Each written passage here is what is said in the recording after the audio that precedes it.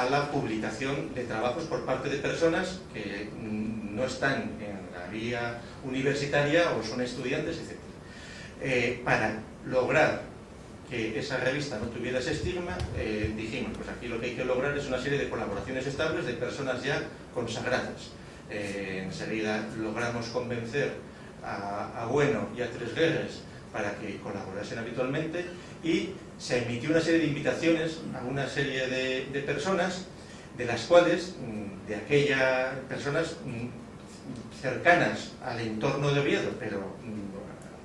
también alejadas de otro tipo,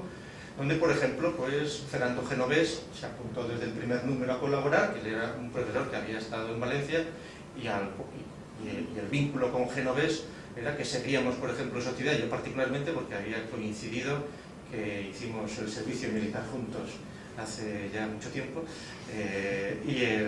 todavía en finales de los 70, y yo desde entonces no lo he vuelto a ver a Genovés. Pero, sin embargo, Genovés aceptó la invitación y es colaborador desde aquel momento. Intentamos que desde el principio también la revista estuviera abierta en un ámbito iberoamericano. Entonces, en los primeros números sí que se logró colaboraciones por parte de cubanos, por parte de personas desde Suecia, porque eran de Uruguay, de los que hacían el corredor de las ideas en Argentina y en Uruguay, etcétera, personas que luego se acabaron desvinculando de la revista más o menos pues hacia el número 10, 12, 15, por ahí, cuando, curiosamente, ahora que veo aquí a Pereznik, decidimos tomar partido en el Catoblepas con respecto a determinados asuntos pues de toma de definición. No sabía que les costó tan caro. No, sí, ¿sabes? Y entonces, en una de las reuniones de quienes hacemos la revista, dijimos, habría que buscar una persona que representara la voz de los judíos, y entonces se buscó qué persona podría ser, y por internet apareció Gustavo Pereznik, al cual pues le escribió Sharon, le escribió María, no sé quién escribió, se tomó contacto con él, y entonces él enseguida aceptó y propuso el nombre de la sección, y después ese mismo año le invitamos a venir a los encuentros de Gijón, y entonces desde 2003 Gustavo Pereznik colabora todos los meses con la revista, y aquello sí que provocó pues una primera disensión por parte, y algunos reajustes internos que se resolvieron y otros que no se resolvieron, pero que son reajustes muy interesantes porque supone limpiar y supone pues ver dónde está cada uno.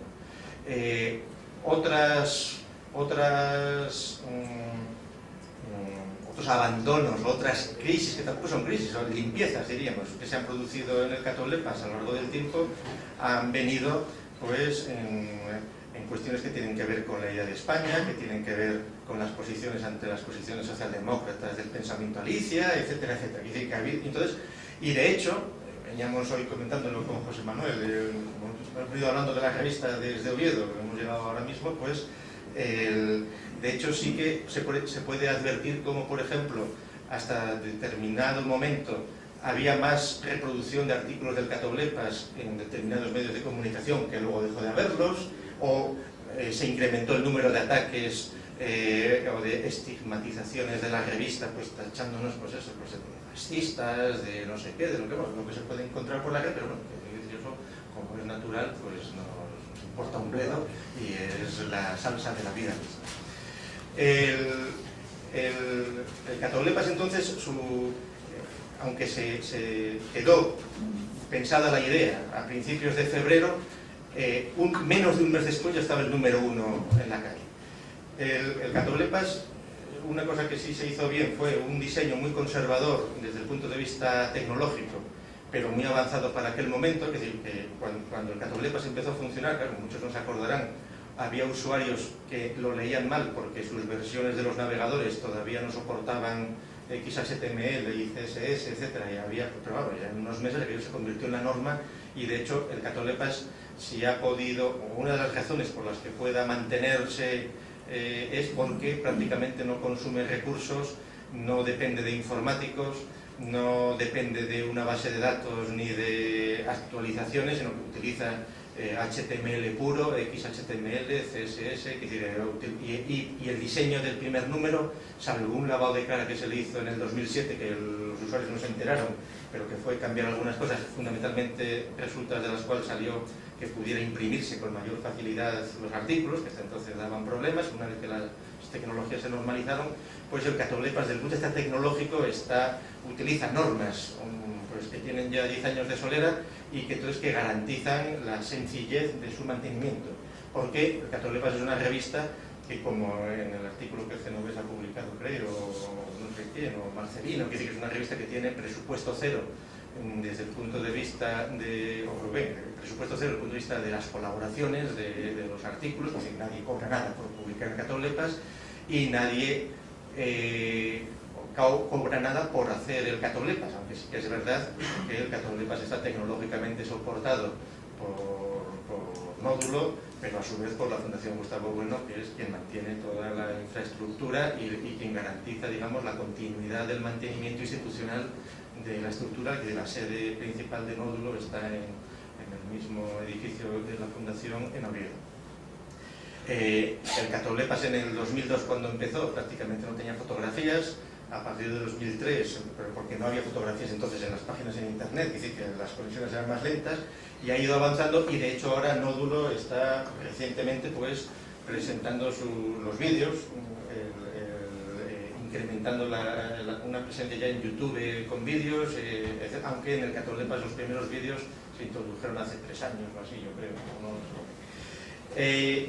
El Catoblepas, desde el punto de vista de la audiencia y de la presencia, se ha ido manteniendo, que es el artículo que ha publicado Rubén Franco, que no ha podido venir, pues que es de los 3 autores más jóvenes que han escrito en el Catoblepas, y según él, bueno, que ha hecho las cuentas, hay 3 autores que han escrito artículos con 20 años, siendo estudiantes, que son Bruno Cícero, Javier Pérez Jara y el mismo Rubén Franco, que ahora es el más joven, de ese grupo el más joven. Rubén Franco ha echado las cuentas en un artículo que aparece en el número 100 del Catoblepas, y entonces, pues más o menos, se estabiliza más o menos en 20 artículos por número, 20 páginas, 20 artículos por número, y entonces, pero en total supera un poco la media. Los 99 números han publicado 2.100 artículos, entonces solo hay 10 autores que hayan publicado más de 50 artículos. Entre esos 10 autores que han publicado más de 50 artículos, pues para no olvidarme de ninguno, que el que más artículos ha publicado es Tresguedes, 119, Bueno lleva 104, Genovés 103, José Manuel Rodríguez Pardo 101, Lasso, que falleció en diciembre, 91, Gustavo Pereznik lleva 89, San Ramón Evia lleva 83, Íñigo Gay 56, Felipe Jiménez 56, también aquí presente, y Ismael Carballo 51. Y luego cerca, 49 o 50, Sigfrido Samed, y ya una relación. Hay una cuestión, como está de moda la igualdad y el género, en los cálculos que hace Rubén Franco, el 88% de los autores son hombres y el 12% son mujeres. Esto es algo que la revista no es responsable, es decir, no se castigan los artículos de las mujeres, pero... Esto demuestra que la revista no es responsable. Eso es un traslado de la cruda realidad en la que nos encontramos. Eso es... Que no se intervivirá. Bueno, igual nos cierra la revista, ¿no? Bueno. Y para no hacerles perder más tiempo, les doy simplemente unos datos que me pasaron ayer también, que es el número de suscriptores que tiene la revista. Suscriptores, muchos sabrán, pues que es un sistema que se introdujo en el mismo 2002, según el cual quien quiera manda su cuenta de correo a un servicio gratuito que lleva una empresa que se llama Domeus, que es propiedad de los correos alemanes, de Alemania, y que gestionan listas de forma gratuita y automática, metiendo su publicidad. Entonces tiene la ventaja siguiente, que tal como está la normativa actual, si Nódulo Materialista mantuviese hoy una lista de suscriptores como la que tiene, tendría que tener una base de datos dada de alta en la Agencia de Protección de Datos, y tendría que demostrar que custodia esos datos.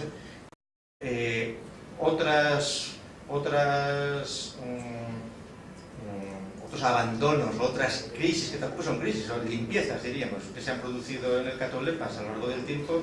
han venido pues en cuestiones que tienen que ver con la idea de España, que tienen que ver con las posiciones ante las posiciones socialdemócratas del pensamiento Alicia, etcétera, etcétera. Entonces, y de hecho, veníamos hoy comentándolo con José Manuel, como hemos venido hablando de la revista desde Oviedo, que hemos llegado ahora mismo, pues de hecho sí que se puede advertir como, por ejemplo, hasta determinado momento había más reproducción de artículos del Catoblepas en determinados medios de comunicación que luego dejó de haberlos, o se incrementó el número de ataques o de estigmatizaciones de la revista, pues tachándonos pues eso, pues de fascistas, de no sé qué, de lo que se puede encontrar por la red, pero bueno, eso, como es natural, pues nos importa un bledo y es la salsa de la vida misma. El Catoblepas entonces, aunque se quedó pensada la idea a principios de febrero, menos de un mes después ya estaba el número 1 en la calle. El Catoblepas, una cosa que sí se hizo bien fue un diseño muy conservador desde el punto de vista tecnológico, pero muy avanzado para aquel momento. Es decir, que cuando el Catoblepas empezó a funcionar, claro, muchos no se acordarán, había usuarios que lo leían mal porque sus versiones de los ideas en Argentina y en Uruguay, etcétera, personas que luego se acabaron desvinculando de la revista más o menos pues hacia el número 10, 12, 15 por ahí, cuando